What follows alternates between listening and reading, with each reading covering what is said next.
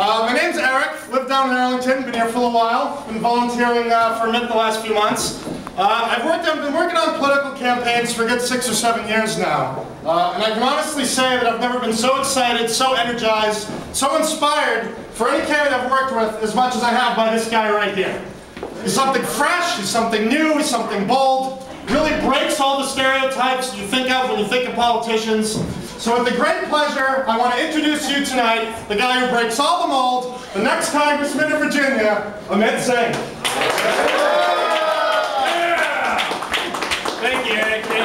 Thanks everybody for coming tonight. I want to thank Naveen over there for getting everybody to come out today. So thanks a lot, Naveen. I also want to thank Bill back there for letting us host our party here today. He offered us all kinds of great drink specials, so make sure you get a lot of drinks before you hit the donation table later. So, so thanks again, Bill. As you know, my name is Amit Singh. I'm running for Congress here in the 8th District.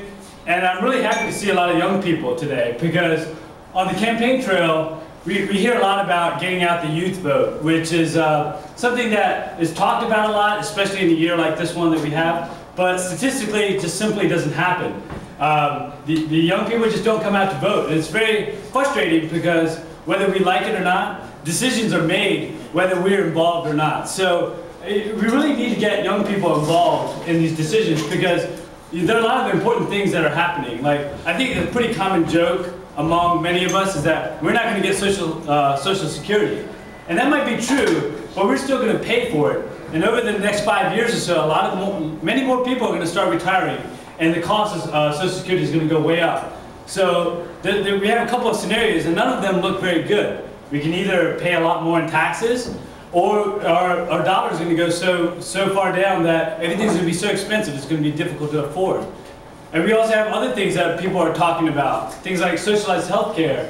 And it's people like us, the younger folks, who really subsidize the older people in the program. So, you know, we really need to get involved into politics. And I run my own company, so, you know, I think, and as many of you guys do as well, and you work 60, 70 hours a week. So the last thing you ever guys want to think about is politics.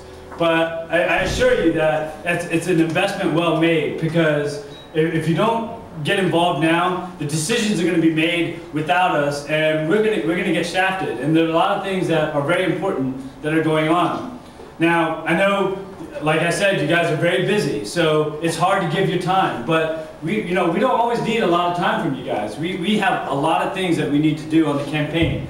Literally, we got to send out thousands of envelopes. We got to make phone calls. And even if you want to do a fraction of that, that helps us out because when we got a lot of people doing it, they just have to do a little bit each.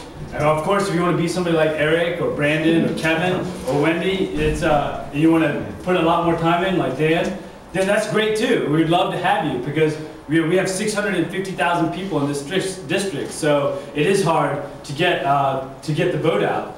Now, like Eric was saying, that we're a different type of politician. Yeah, as you know, a lot of politicians are taking a lot of special interest money.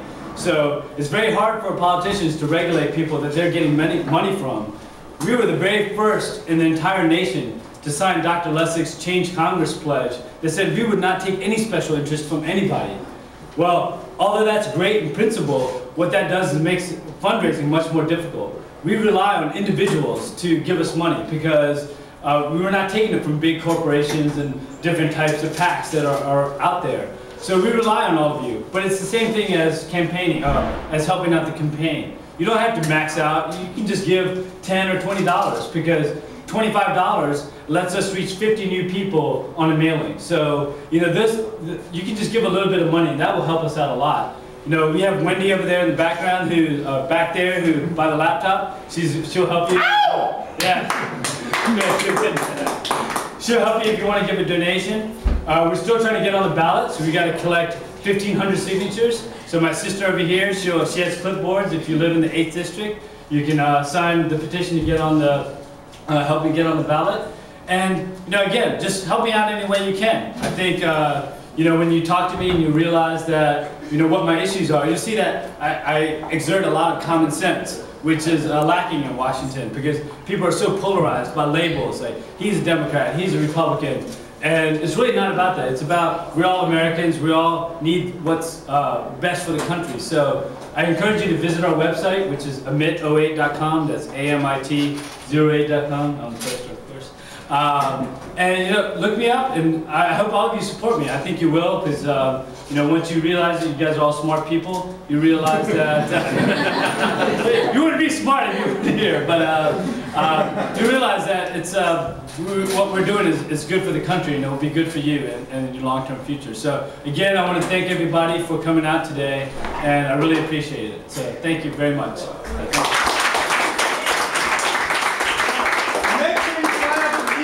Oh yeah, we have a sign-up sheet here. So we'll remind you to vote on June 10th, which is so anyone in the 8th district. The primary election is June 10th. So we'll sign up on our email list. We'll send you a reminder so you don't forget to vote. So thanks a lot, guys.